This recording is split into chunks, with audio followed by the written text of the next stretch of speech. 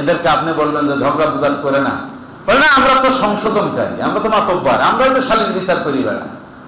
আছে না ভাই? আগে তো সালিশ করতো মুরব্বীরা, এখন সালিশ করে কারা? মুরব্বীদের চান্স আছে এখন?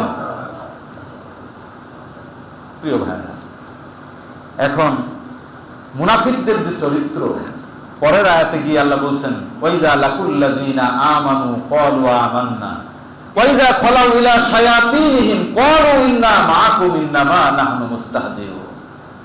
ওনার ফকিরা বলছে ওয়াইযা লাকুল্লাযীনা আমানু, যখন ঈমানদারদের সাথে সাক্ষাৎ হয়, ক্বালু, তখন তারা বলে আমান্না, আমরা ঈমান এনেছি।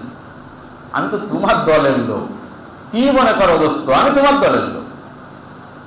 ওয়াইযা খালাউ ইলা শায়াতিনহিম, আল্লাহ পাক বলছেন যখন তারা নীরবে নিভৃতে একান্তে তার দলের লোকের সাথে মিলিত হয়, তখন বলে কিরে তোর যে দেখলাম ওই অমুক মার্কার অফিসে, তোর যে দেখলাম, কি ঘটনা?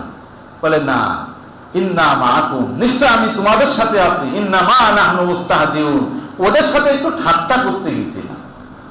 আছে না না এই চরিত্রের লোক? পরে আয়াতে আল্লাহ বলছেন আল্লাহু ইয়াস্তাহজিউ বিহিম ওয়া ইয়ামুদ্দুহুম ফি তুগয়ানিহিম ইয়ামাহুন। আল্লাহ বলেছেন ঈমানদারদের সাথে ঠাট্টা করার মজা বুঝবা, আমি আল্লাহ তোমার সাথে ঠাট্টা করব। সুবহানাল্লাহ।